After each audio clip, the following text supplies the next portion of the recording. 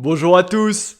Aujourd'hui, je voulais vous parler de la COP26, la 26e édition de la conférence des parties organisée par l'Organisation des Nations Unies. Alors pourquoi je voulais vous parler de ça? Vous savez, c'est la grande messe annuelle contre le réchauffement climatique et vous allez avoir tous les grands de ce monde en fait qui vont se rencontrer et parler du réchauffement climatique. Et ma question en fait est très simple. Est-ce que la COP n'est pas le bal des faux culs? Alors pourquoi je vous dis ça? Comme je vous l'ai dit, c'est la réunion de tous les grands de ce monde qui vont s'auto-congratuler, qui vont évidemment donner des leçons au petit peuple et qui vont soi-disant prendre des engagements contre le réchauffement climatique et en faveur de la planète. Alors j'aimerais qu'on regarde un petit peu les faits et ce qui s'est passé. Déjà, le premier paradoxe, c'est qu'une grande partie de ces dirigeants étaient très récemment à Rome pour le G20, et là ils sont partis à Glasgow en Écosse, donc Rome en Italie, Glasgow en Écosse, pour faire ce sommet de la COP26. Si s'intéressait un tant soit peu à la planète, on aurait pu imaginer, pour éviter les déplacements, qu'ils fassent les deux événements dans la même ville. Ça n'a pas été le cas. Et vous avez eu, d'ailleurs, tout un micmac au niveau des déplacements. C'est ce qu'a révélé le journal britannique, le Daily Mail, qui explique qu'il y a près de 400 jets privés de ces grands du monde qui vont justement à Glasgow pour lutter contre le réchauffement climatique. Donc c'est évidemment, quand on voit ça, se moquer du monde. Et il y a eu quelques éléments qui sont très symboliques. Il y a évidemment le prince Charles, qui lui avait l'année dernière défrayé la chronique parce qu'il avait fait 3 vols en jet privé en 11 jours et qu'il avait rencontré Greta Thunberg dans la foulée. Et c'est le prince Charles qui a fait le discours d'ouverture de cette COP 26. Donc vous voyez bien l'hypocrisie totale. Il y a 2 autres exemples assez marquants, c'est évidemment Jeff Bezos. Vous savez qu'il y a quelques semaines, c'est le même Jeff Bezos, l'ancien patron d'Amazon, qui organisait des voyages privés dans l'espace où il n'y a absolument aucune plus-value au niveau de l'humanité. C'est évidemment une catastrophe d'un point de vue du réchauffement climatique et de la planète, mais c'est le Jeff Bezos qui faisait ça, qui lui aussi vient à la COP26 en jet privé. Donc vous voyez cette hypocrisie immense qu'il y a là-dedans et le bal des faux culs dont je parle. Donc ça, c'est évidemment plus sur la forme. Sur la forme, vous aviez aussi quelque chose d'assez dingue qui a été révélé cette semaine par un journal britannique, là encore le Daily Telegraph. C'est quand même Ursula von der Leyen qui va donner la leçon aux pays de l'Union Européenne. Enfin, elle parle d'Europe, mais c'est de l'Union Européenne, en disant attention, il va falloir faire attention au niveau du climat. La même Ursula von der Leyen a pris un jet privé lors de sa tournée dans les Balkans pour faire 50 km. Et donc c'est la même après Ursula von der Leyen qui va dire il faut absolument arriver au zéro carbone, il faut absolument le faire. Les objectifs sont louables, mais après l'hypocrisie en fait est telle de la part de ces gens-là que ce n'est évidemment pas crédible. Et c'est encore moins crédible en fait, là évidemment c'était sur la forme, mais quand on va sur le fond et qu'on regarde en fait ce qui devrait être fait réellement si on veut limiter les émissions de gaz à effet de serre et donc limiter le réchauffement climatique. Déjà, évidemment, tous ces grands de ce monde font partie des plus grandes fortunes.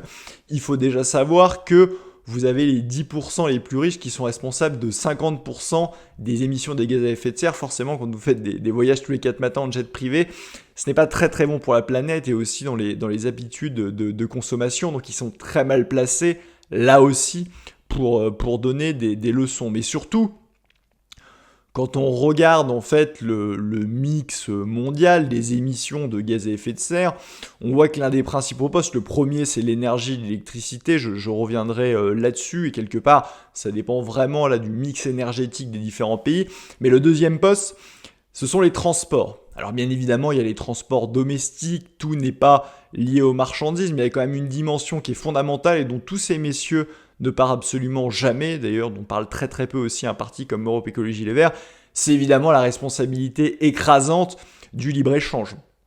Quand on regarde le libre-échange, en fait, faut voir à peu près que vous avez des estimations hausses et des estimations basses. L'estimation la plus basse, c'est quand on prend stricto sensu en fait les transports de marchandises au niveau international, donc juste la dimension transport, là vous êtes à 3,5% de la totalité des émissions du gaz à effet de serre. Donc vous allez dire, c'est finalement peu. Mais en fait, c'est beaucoup plus large que ça, puisque tout le commerce, donc la production aussi des biens destinés au commerce international, là vous montez à 25%. Et donc il y a une vérité, le quart des émissions. Donc il y a une vérité en fait entre ces 3,5 et ces 25%. Pourquoi ? Parce que notamment beaucoup de la production est en Chine, et vous savez que la production en Chine n'a pas la même teneur en carbone que la production par exemple en France. Et c'est aussi toutes les problématiques du libre-échange total, au-delà du fait que évidemment c'est une aberration totale d'aller chercher des produits à 10 000 km de là quand on pourrait produire local. Ce devrait être normalement le premier geste en fait écologique, le premier geste pour la planète. Et c'est à chaque fois absent en fait de ces discours et surtout absent des décisions que prennent ces personnes. Et là-dedans, il est évident que l'Union européenne a la palme, puisque quand on regarde au niveau mondial, c'est bien l'Union européenne qui est la zone dans le monde qui signe le plus d'accords de libre-échange.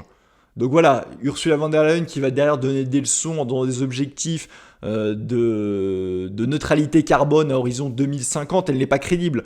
Et d'ailleurs, j'ai ressorti un tweet d'Emmanuel Macron qui était très volontariste pour la COP23 en 2017 et qui expliquait qu'il fallait tout faire. Le même Emmanuel Macron est totalement pro-Union européenne et c'est l'Union européenne en fait qui a signé déjà des dizaines d'accords plusieurs accords de libre-échange avec une dizaine de pays depuis cette COP23 de 2017. Et si on va plus loin en fait, depuis 1992, l'Union européenne a signé des accords de libre-échange avec plus d'une vingtaine de pays. Donc en fait, c'est l'Union européenne qui est une ennemie du climat et c'est l'Union européenne qui contribue au réchauffement climatique via tous ces accords de libre-échange, si on est un petit peu sérieux. Et comme je l'ai dit, évidemment que même d'ailleurs au sein même de l'Union européenne, on sait très bien que l'économie allemande, la production d'énergie est bien plus carbonée que la nôtre avec les centrales à charbon et l'inefficacité des éoliennes, alors que ce qui est produit en France est beaucoup plus décarboné. Et cette dimension en fait du libre-échange, on le voit aussi et surtout au niveau national, parce qu'on parle souvent des émissions de gaz à effet de serre d'un pays. On voit que la France est relativement modeste là-dedans, c'est relativement basse au niveau des émissions comparé à d'autres pays, mais il y a toute la problématique de toutes les émissions en fait qui sont importées. C'est ce qu'on appelle l'empreinte carbone qui est plus large en fait que la simple émission du pays. Et au niveau de la France, c'est assez flagrant quand on regarde les chiffres, puisque au niveau de l'empreinte carbone, 54% vient justement des produits importés. Donc on voit bien toute la nocivité du libre-échange. Et on en vient finalement, comme j'ai dit, l'Union européenne est la première des faux culs dans ce bal qui est la COP26. Mais après, il faut arriver sur du concret finalement. Qu'est-ce que peut faire la France ? Déjà, il faut savoir que la France représente, même s'il y a ses importations, très peu au niveau de ses émissions de gaz à effet de serre mondiales. On est de l'ordre de 1%. Quand vous prenez la Chine et les États-Unis, vous êtes aux alentours de 45%. Donc en fait, il est évident que la France, seule, ne peut rien faire, mais la France peut faire des choses. Et la France peut faire des choses, surtout quand on regarde justement son empreinte carbone. On voit que la première mesure normalement à faire en France, c'est évidemment de relocaliser la production un maximum pour faire chuter drastiquement ces 54%. Vous allez économiser évidemment tout ce qui est transport de marchandises à l'international, mais vous allez aussi, si vous produisez en France, grâce notamment à l'énergie nucléaire, je vais revenir là-dessus, avec une énergie très peu carbonée, vous allez justement réduire considérablement ça, de le produire en France plutôt que de le faire produire en Chine ou en Allemagne. Vous avez un mix énergétique qui est bien plus carboné. Donc ça, c'est fondamental et en fait, ça devrait être la première décision que peut prendre la France. Évidemment, ça nécessite de sortir de l'Union européenne pour ne plus être dans les traités de libre-échange. Il faut savoir que l'Union européenne, non seulement a signé ces traités de libre-échange, mais c'est dans son ADN même, puisque si vous prenez par exemple l'article 206 du TFUE, c'est un objectif en fait d'abaisser les barrières douanières et d'aller vers plus d'échanges commerciaux au niveau mondial. Donc c'est quelque chose qui restera quoi qu'il arrive si on est dans le cadre de l'Union européenne, et c'est toute l'absurdie de partis comme les Verts qui se disent écologistes mais qui sont farouchement pour l'Union européenne alors que le libre-échange est inscrit dans les gènes même de l'Union européenne. Donc ils ne sont pas crédibles sur la question du climat, ils ne sont pas crédibles de manière générale sur la question de l'environnement. Alors la première des choses, je l'ai dit au niveau français, il faut relocaliser la production, mais c'est pas le tout, il faut avoir le deuxième axe sur lequel on peut agir d'un point de vue français, c'est aussi de sortir progressivement du pétrole, et ça passe évidemment par remplacer tout ce qui est pétrole par de l'énergie soit électrique ou soit de l'hydrogène, là aussi alimenté par l'électricité. Et la France, on a la chance de pouvoir le faire grâce au nucléaire. Et malheureusement, on a déjà perdu beaucoup de temps en allant, au contraire, ce que réclament d'ailleurs des gens comme les Verts qui sont complètement incohérents, et c'est ce qu'a fait l'Allemagne, en allant sur des énergies renouvelables intermittentes comme l'éolien et le solaire. Il faut savoir qu'on a investi près de 121 milliards là-dedans, 121 milliards d'engagement, alors que ces énergies représentent environ 3,1% de la consommation. Donc ce n'est absolument rien, on a investi des sommes folles, des sommes en fait qu'on aurait pu investir notamment sur le nucléaire pour préparer à la montée en puissance du réseau électrique, justement pour sortir progressivement du pétrole. En fait, ça c'est tout ce que peut faire la France, et c'est tout ce qui est complètement infaisable dans la stratégie de la France insoumise de ELV, qui est absurde, qui est de se passer du nucléaire. Donc les deux actions de la France, ça peut être celle-ci, et c'est très important parce que évidemment, comme je l'ai dit, c'est une goutte d'eau par rapport aux États-Unis ou à la Chine. Et en fait, cette action seule de la France ne va pas résoudre le réchauffement climatique mondial.